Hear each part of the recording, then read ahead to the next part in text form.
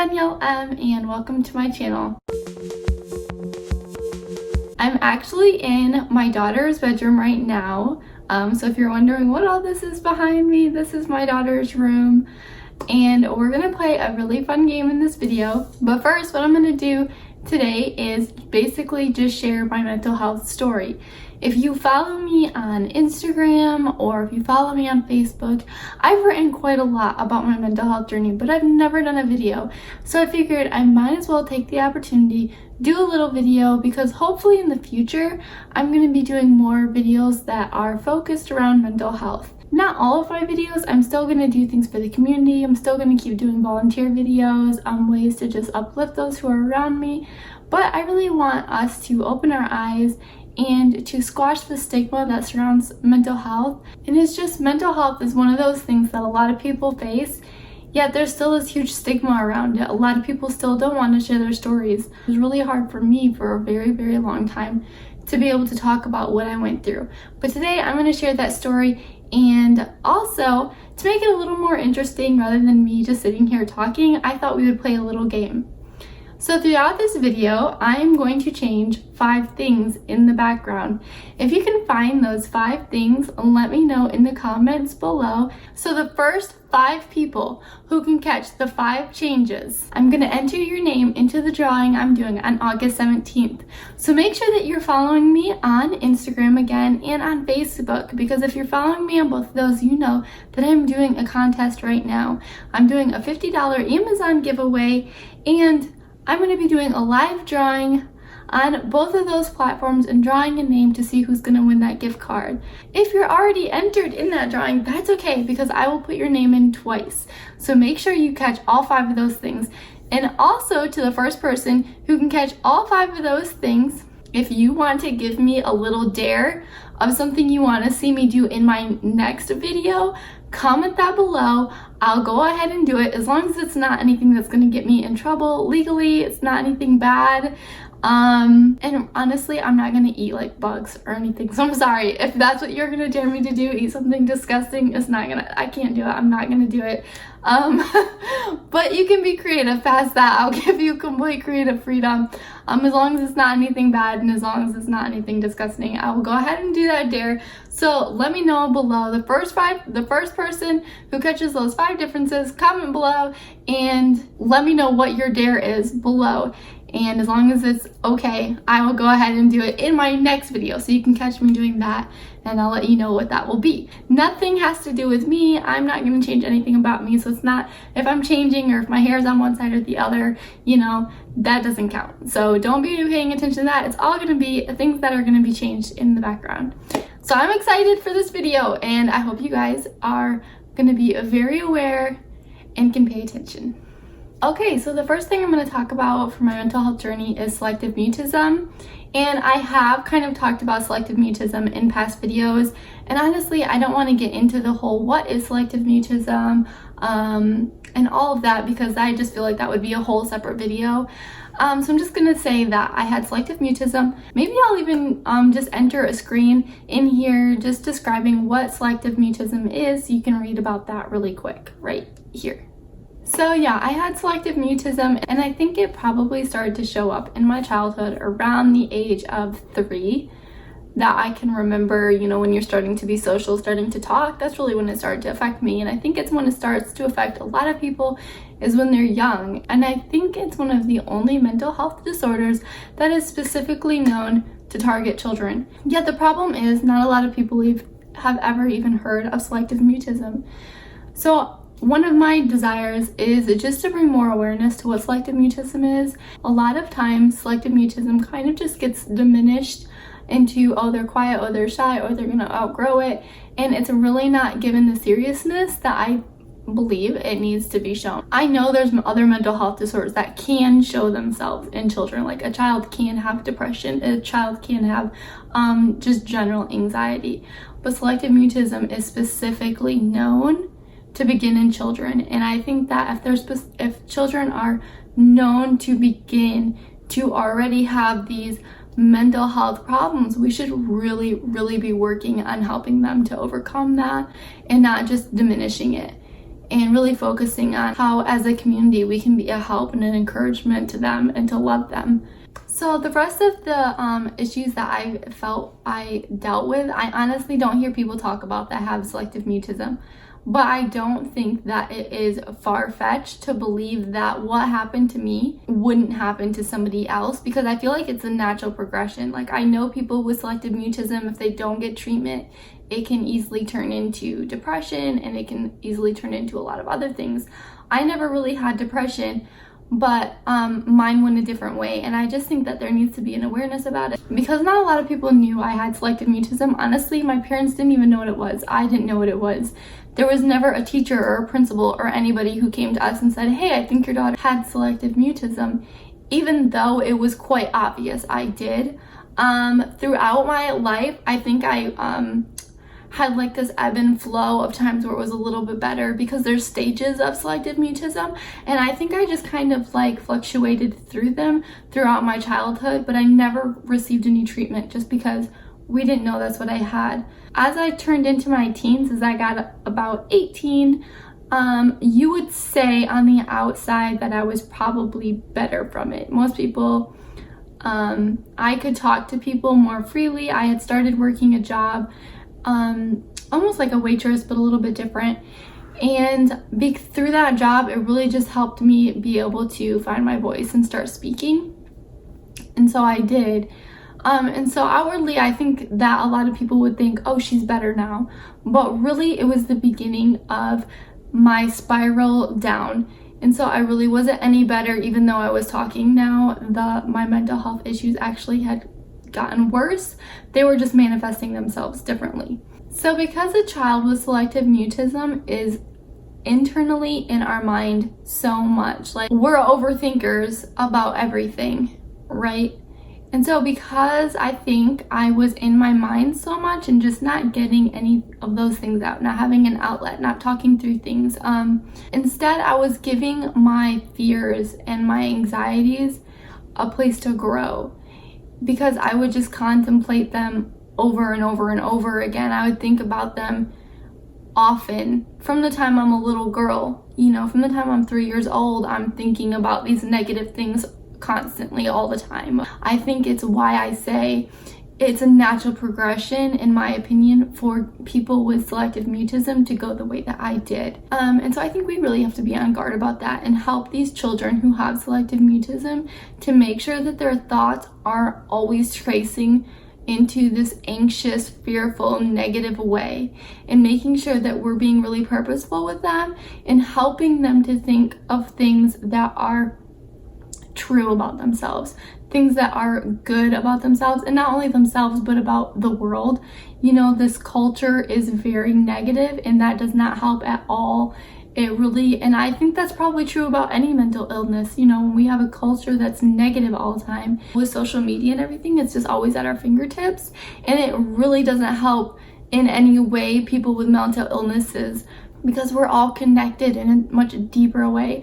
And so making sure that even on our social medias, even in our personal relationships especially, that we're putting out goodness, that we're uplifting those around us, that we're being an encouragement, because we're all playing a part in the heaviness and the weight that people feel. You might not feel like you're one person, but together we are making a big difference. So all of that to say, like, at a very young age, I started to have, I think they probably started off as normal childhood fears that were like, I'm scared of the dark, or I'm scared of what's under my bed. But because I was so much in my mind, I was overthinking everything, I think it probably progressed, for whatever reason, into me thinking that these things were absolutely true.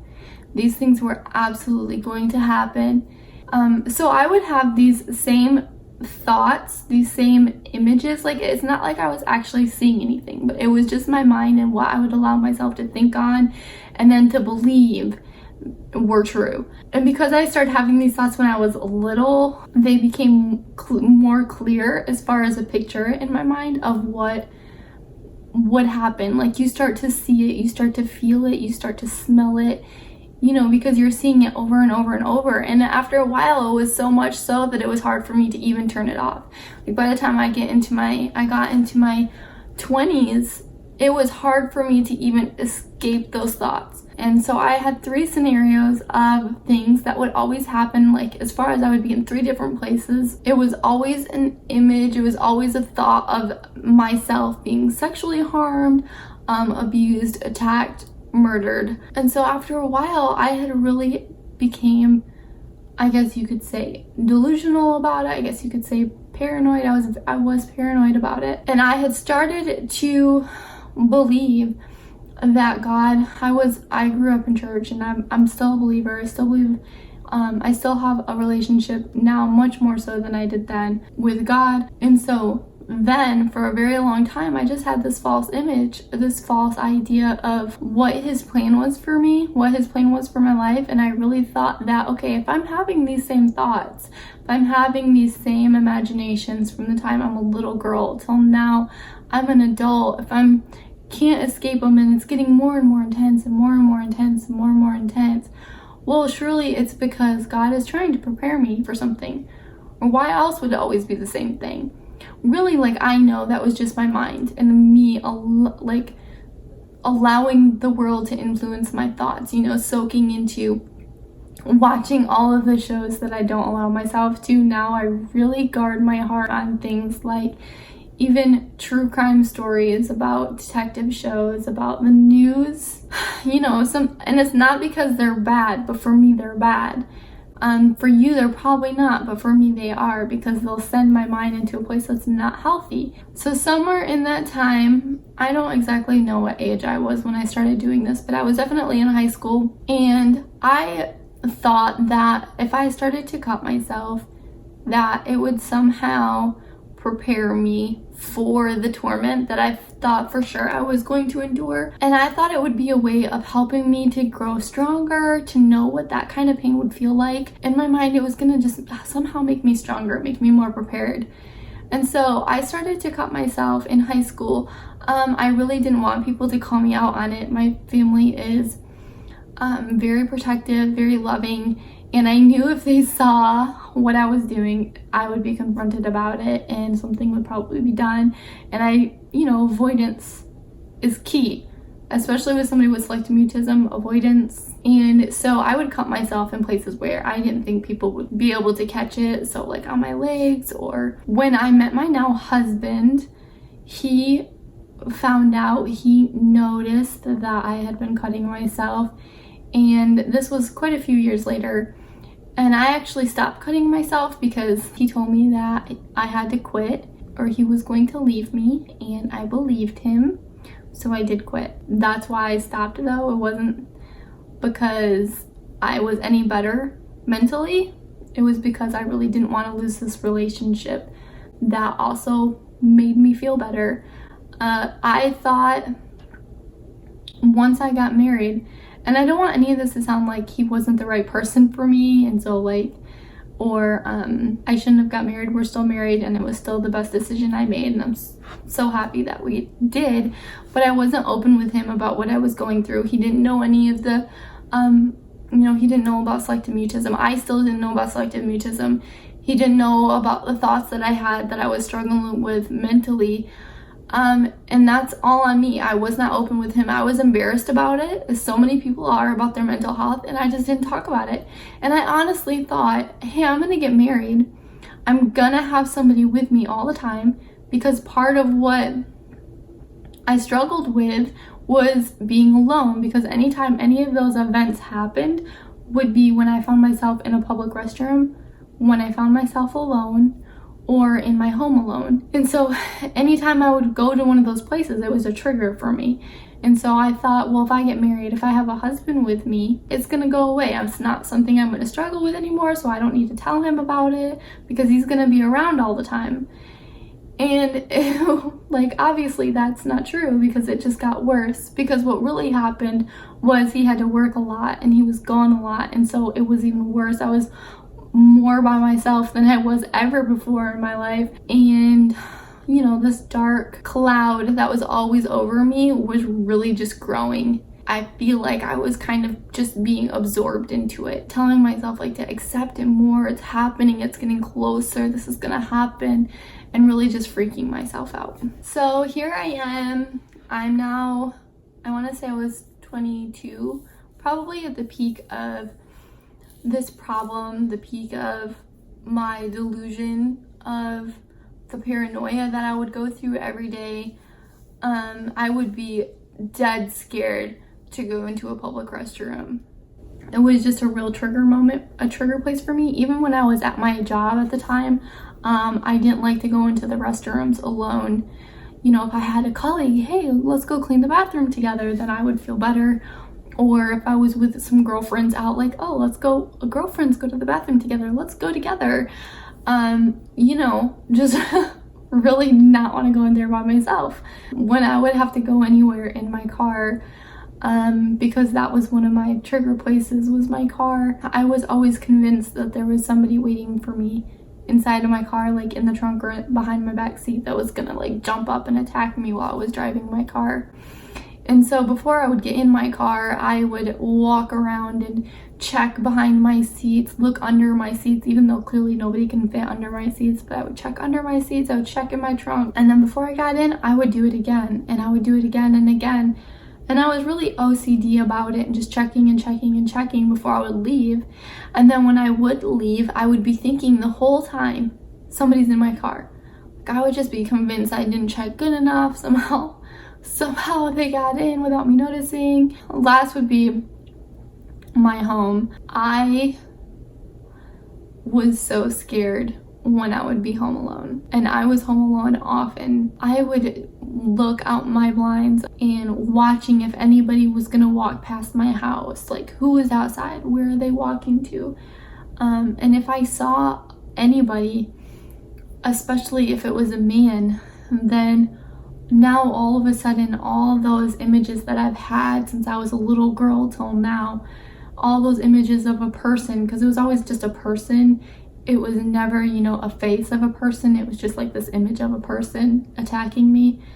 But then if I saw somebody out on the road, well, now I'm giving all those images a face, and I'm assuming this innocent guy who's walking by just because he wants to go for a stroll, well, now I'm convinced that he's walking by because he's gonna come into my home and he's gonna come attack me. I would be totally convinced that that would happen. He would be gone, you know, but then I would sit in my room, in my living room, and I wouldn't play the TV, because if I had the TV on, then it would distract, I wouldn't be able to hear noises outside. I wouldn't have music on. I would just literally sit in my house alone, and I would just be trembling. I would sweat, I would tremble, I would shake and panic, and just, you know, I would just curl up and just be so scared and just sit there and tremble and just allow these thoughts to consume and eat me and eat me and eat me. Every day I was doing this, and you know, I would sit with like a knife underneath my lap because I felt like I would have to protect myself, and so I would have a knife and I would sit with it. I would put it underneath. I'd have my cushion on the couch and I would slide it underneath the cushion of where I would sit. If I went anywhere in my house, I would carry it with me. Again, my husband's not home. If he would come home, I'd put everything away. I would act completely normal because, again, I don't want him to know that I was struggling with these things. And how do you explain to somebody that? I didn't know how. And so I didn't. And I didn't want it to impact our relationship. Like, I know now, looking back, it wouldn't have.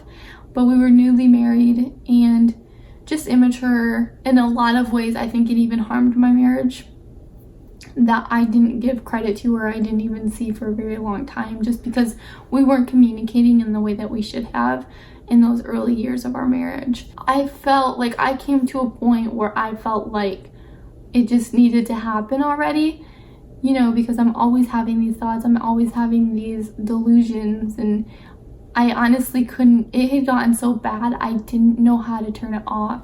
It was like a movie screen playing in front of me all the time, all the time, all the time. And I just didn't know how to get away from it. And it was really just bringing me to a really bad place.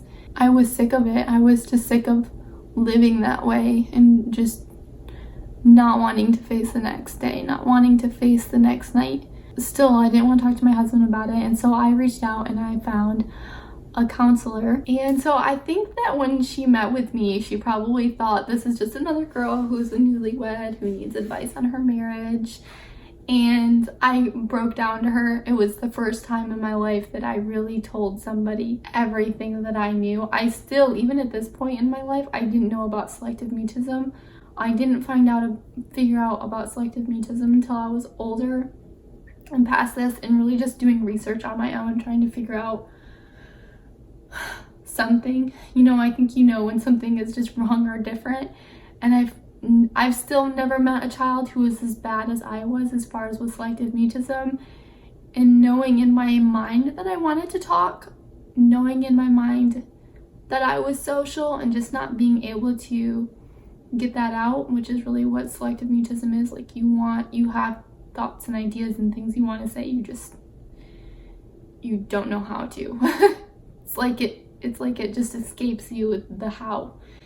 And so anyways, I was just curious and was just looking up what that is, and came upon selective mutism and just bawled my eyes out when I read about it, because I knew immediately that was what I had. When I saw her, I just told her like everything, broke down to her, especially about what I had been going through. Because like I said, the selective mutism was really better at this point, but it had evolved into these other things for me, just not trusting people, not wanting to open up to people, fearing what people would do to me. And so just breaking that down to her and opening up completely and letting her know that it was really consuming me. And so just let her know, like, this is what I'm going through.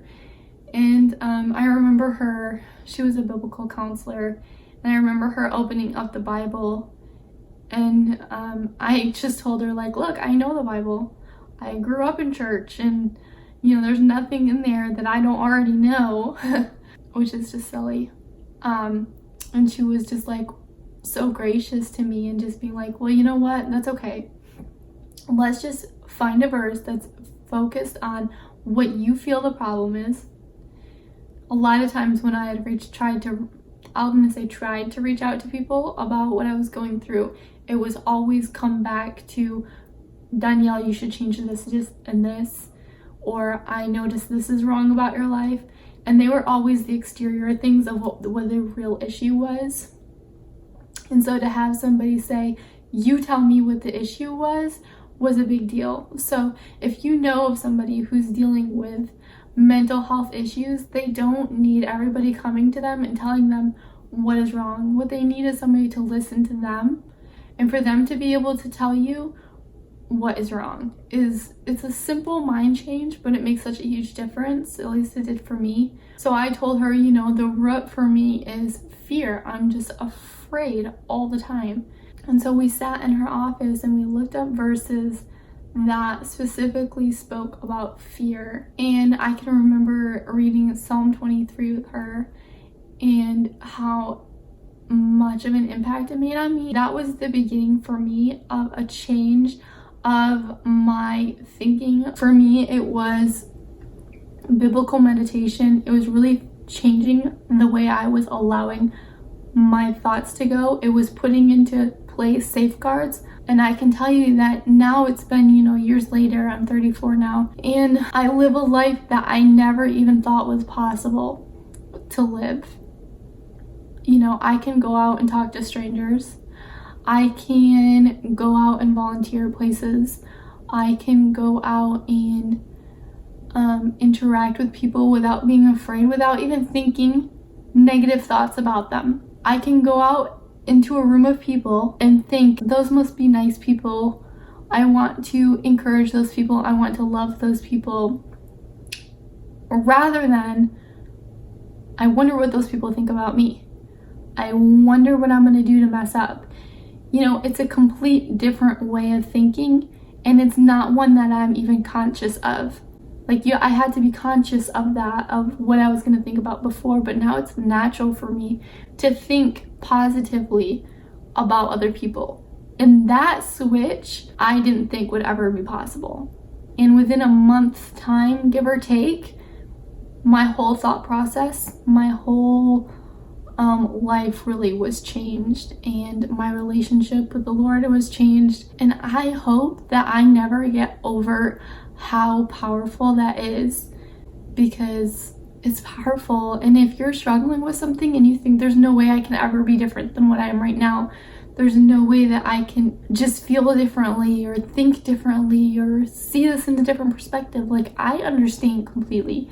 But I'm also telling you that it is possible, that you can have different thoughts about a situation, about people in general, about society, and they can be good thoughts. I want other people who are struggling, not just with what I struggled with, because there's this vast array of mental health issues, and we need to talk about it more. We need to talk about, hey, I'm struggling with this right now, and I don't know why I'm struggling with it. I didn't know why I struggled with that. I had a good family. Nothing bad ever happened to me. Why would I at such a young age have these natural dark thoughts? You know, that doesn't make sense, but I did. And so not to think, well, because I'm this way, this must be my identity, because it doesn't have to be your identity. That doesn't have to be the way. We're all prone to things good and bad, but there's also a way to always improve ourselves, to always become better, happier, healthier people. And so wherever you are in life, I just want to give you a big hug, let you know that you're loved and that you can live a life that is meant to stand aglow wherever you go, and to be bright and to love people, to show other people that there's a hope, that they don't always have to live depressed, they don't always have to live anxious, they don't always have to live with OCD or whatever it is that you struggle with, that there is hope to be in a good place, and it's possible. You know, we are each other's community, and we need to take that personally, and personally make sure that you are uplifting other people and you're encouraging other people, because I'm telling you, like, just loving other people and lifting them up makes a huge difference, and we don't do it enough. We get too wrapped up in the negatives that are going on around us and not looking at all the good things. So be the good thing, be the difference, love on people, lift people up, stand aglow wherever you go, and just know that I care about you and I love you. And this is the end of my video. So I hope that you guys have found the 5 differences that have been made. And don't forget to let me know in the comments if you caught what they are. And that's all. Bye, you guys.